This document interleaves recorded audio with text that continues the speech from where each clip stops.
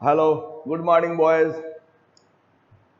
In past session, I have explained functions of commercial bank, where I do have explained different functions which included mobilizing deposit, advancing loan, remittance facility, followed by safeguarding valuables, underwriting facilities, and services includes other services where I have explained, issuance of traveler's check, gift check, credit card, debit card, followed by foreign trade advances. Concluding the same, today I would again want to classify banks into different types. Actually, banks are divided into different types. First one is A,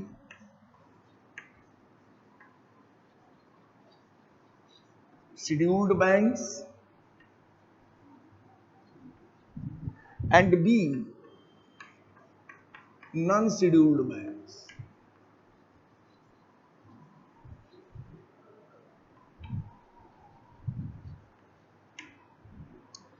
What are scheduled banks?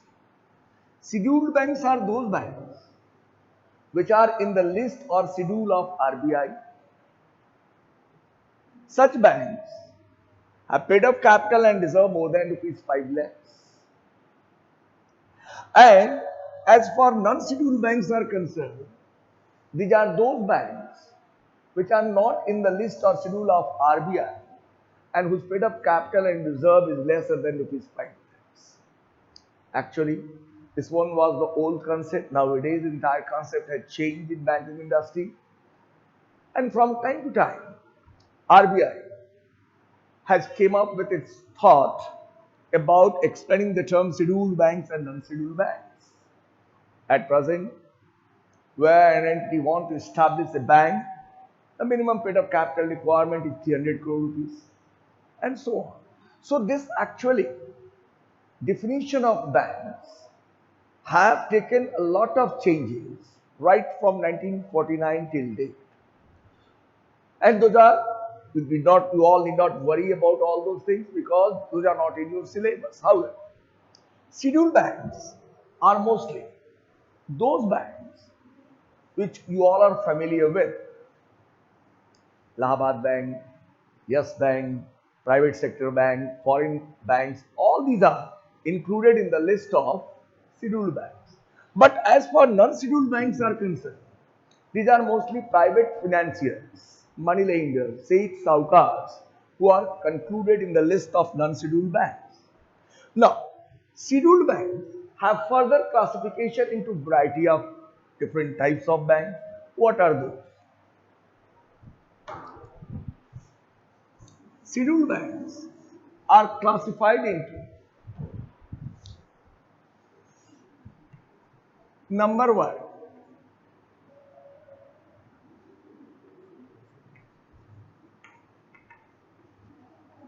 public sector banks.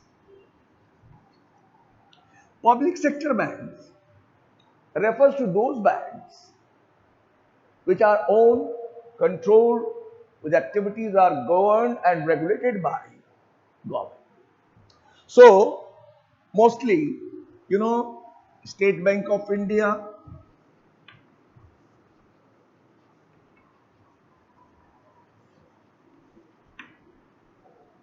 you have Bank of Baroda,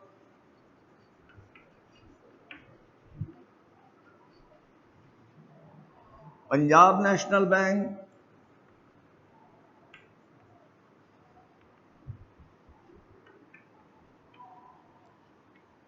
you have UCO Bank. All these are, public sector banks which are owned, controlled, and managed by government. Now, the second category is private sector banks. Private sector banks. Private sector banks are those banks whose activities are managed, owned and controlled by private enterprises. For example, you have Tamil Nadu Mercantile Bank, you have IDFC Bank, you have ICICI Bank, you have HDFC Bank, etc. So all these are private sector banks whose activities are owned, managed and controlled by private enterprises. But there is third category of bank which is known as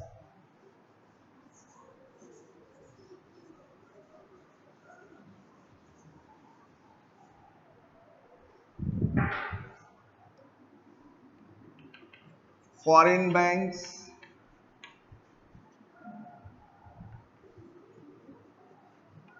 or you may say exchange banks.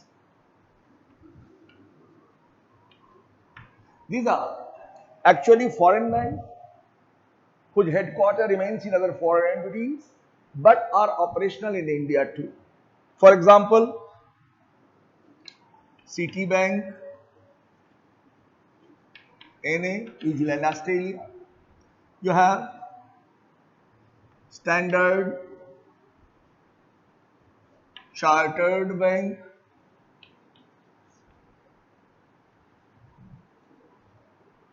you have American Express Bank, you have Hong Kong and Shanghai Banking Corporation Limited, HSBC Bank, etc. So all these are foreign banks whose head office is located in other foreign countries but are operational in our country India. Now apart from these foreign banks, you have industrial banks too. Industrial banks. So industrial banks do not have public dealings. Rather, these banks does active financing to industries, large corporates, and as and when these entities requires finance for fulfilling its various expansion requirements or capital assets induction requirement, these industrial banks comes forward and provides them helping hand. So what are those? Industrial banks includes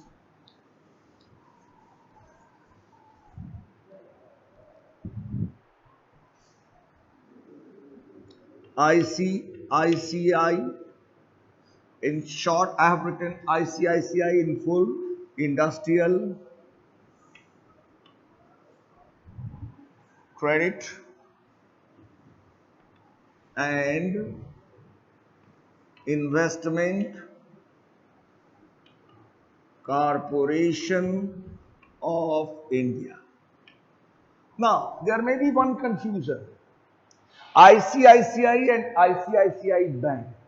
ICICI Bank, though is promoted by ICICI, but it is a private sector bank. However, ICICI is an industrial bank. Clear? Second one is IFCI, Industrial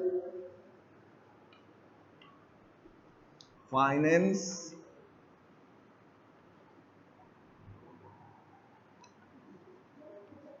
Corporation of India. You have fourth IDBI, not IDBI Bank, it is only IDBI, Industrial Development Bank of India. Apart from it, you have UTI, Unit Trust of India, or you may say, do not include here, later on will include LICI, Life Insurance Corporation of India. Though mostly it is known as insurance entity, but actually it acts as industrial banks, and LIC has holding in many of companies state, because these have provided, LICI has provided active financing to many corporates and business entities industries. Now, apart from these four, you have further classification of scheduled banks.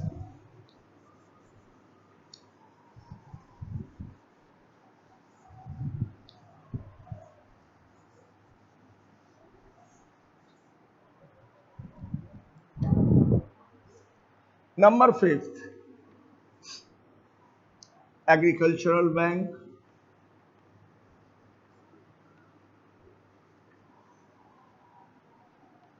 So in order to boost up agricultural activity in our country, and in order to lend helping hand to farmers in terms of making availability of finance at cheaper rates, so that they may be relied from the clutch of private financiers, money lenders, because these private financiers tend to charge highest rate of interest, which in many cases it is seen farmers do not have affordability to pay such high interest.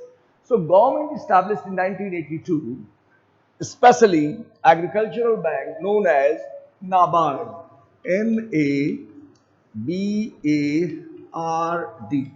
NABARD, National Bank for Agriculture and Rural Development. Full form is National Bank for Agriculture and Rural Development. So this NABARD has provided active financing to various farmers in performing agricultural activity at easier terms. And not only this, it has also provided helping hand to rural areas in uplifting the economic condition of people and farmers and other residents of those areas. So actually, the aim behind establishing NABARD is to uplift economic prosperity, economic development in rural areas. Now, apart from this agricultural bank, you have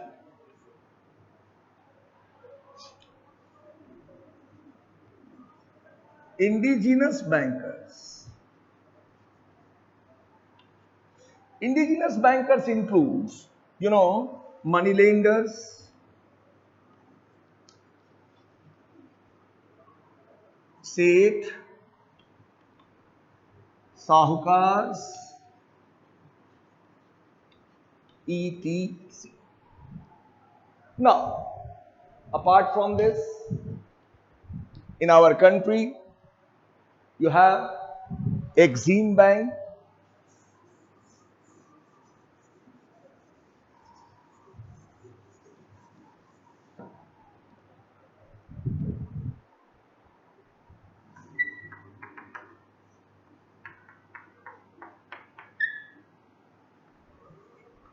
and as per instruction of government, these Exim banks are meant for providing financial assistance to export and import. That means these banks are solely responsible for looking after countries' imports, exports and imports financing, so that neither exporter nor importer may face any financial problem in terms of performing their smooth export and import activities. Now, in bank, I have talked about mobilizing deposit, and in mobilizing deposit, I have also explained in the past savings account, current account, recurring deposit account, and fixed deposit. Then how such accounts are opened? So many students are not aware about the procedure of opening a bank account, especially savings bank account with a commercial bank. So I would like to explain in short. Now, how opening of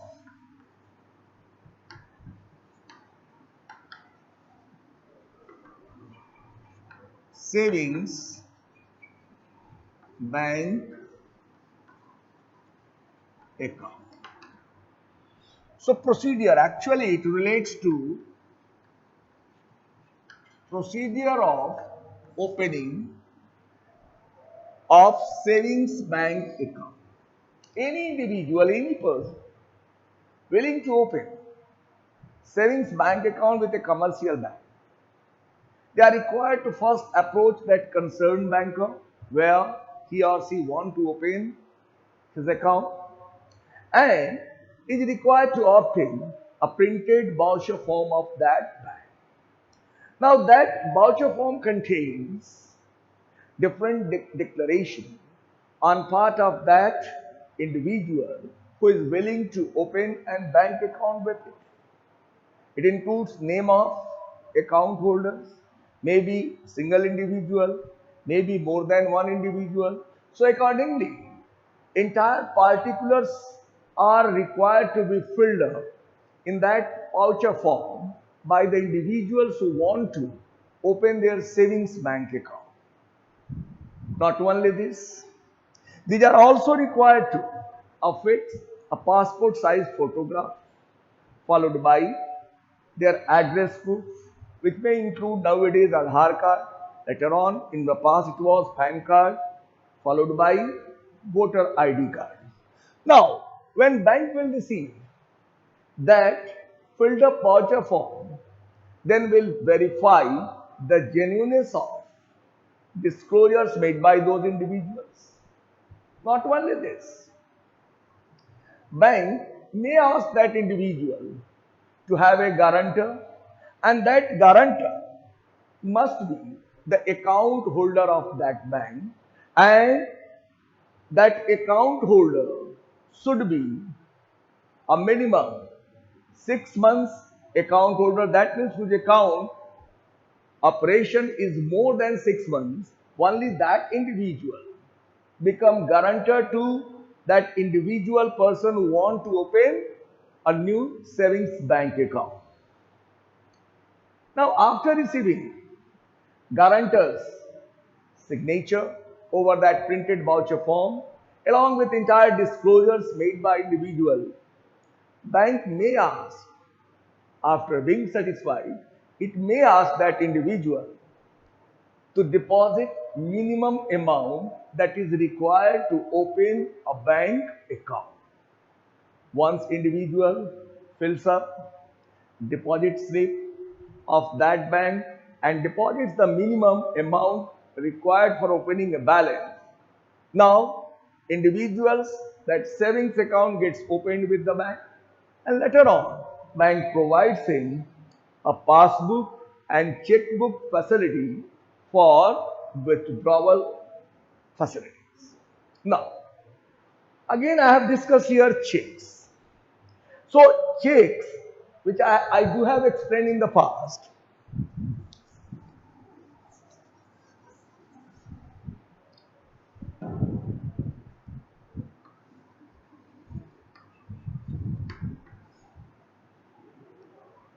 what is a check? Question is asked separately. Define check. What are its different classifications? So check may be classified into two. First one is bearer or order check, and second one is crossed or account payee check. As I have discussed in the past, check is issued in the form of semi-negotiable instrument. That means in case of default in payment of this instrument, the issuer of instrument may negotiate with the person party to whom he has issued such instrument in settlement of mentioned value of that check. So check is a semi-negotiable instrument issued in the form of instruction of payment by account holder of the bank, directing bank to pay certain sum of money mentioned thereon to the person whose name is written onto the instruction. So what is a bearer check? Your father asks you, Aman, come, go to my such and such bank and get me 5,000 cash. So what he is doing? He is mentioning name, pay to, self, pay to, pay to, self, amount. He is mentioning 5,000 and putting his due signature. And then at its back again, is not doing anything. Self he has mentioned, put his signature, given it to you and ask you to get this payment of 5,000. You went to that bank and before the cash counter, you have tendered this check. Now banker will ask you to sign at its back. Now Aman has put his signature at its back and after verifying the signature and account balance, cashier will make payment of rupees 5,000 to you. This is called bearer check.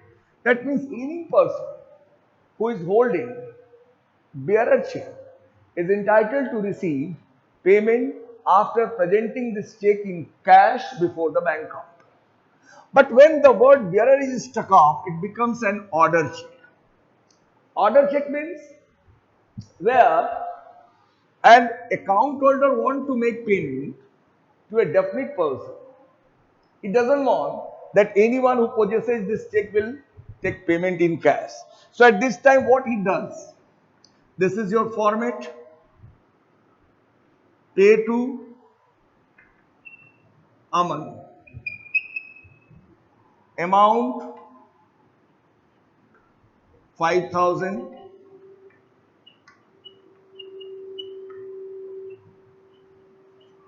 now in format he mentions 5,000, date, suppose it is 5/10/20 and puts his signature. Now at its back again this signature he tend to put. That means he turn off this thing and its back again puts his signature and ask Aman to put his signature beside his side. Now this account holder has instructed his banker to make payment to this person Aman whose signature he has verified at its back. Now other than Aman, no one will draw rupees 5,000 cash from that bank. Clear? Only Aman whose signature has been verified by the account holder is entitled to receive rupees 5,000 cash from the bank. I hope it is clear. Next one is crossed or account pay check. Actually, in business, crossed or account pay check plays most important role, and especially payments are done through crossed or account pay check. So whenever you know two transverse parallel lines are drawn at the corner of check, or word account pay is mentioned over the check, it becomes crossed or account pay check. Now, the value of this check cannot be paid in cash after it being presented before the bank account. Rather, the mentioned value of this check instrument gets transferred from issuer bank to the bank who is paying, that means receiver of payment of mentioned value of this instrument. Only value gets transferred from one account to other. Now, crossing of check. So crossing of check, actually you have two types of crossing of check.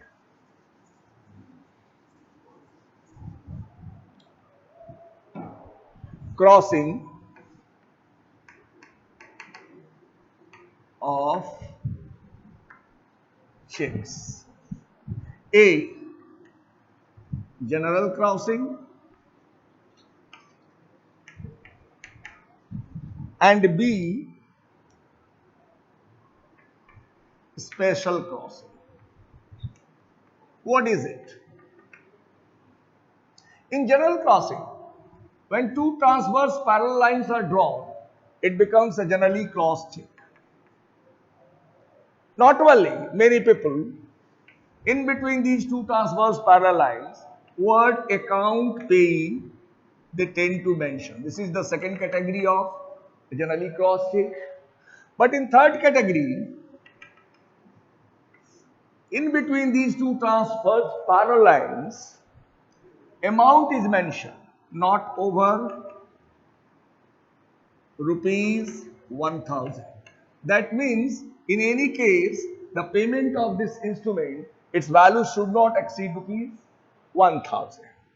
Fourth one is where name of entity is mentioned and company, X and company.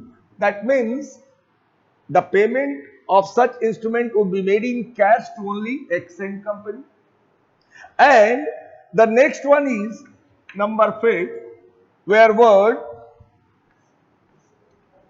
not negotiable is stated. So here at this time, the entity or the person whom favor this instrument has been issued, only that person or entity is required to collect payment of mentioned value of this instrument. But in case of special crossing, what happens?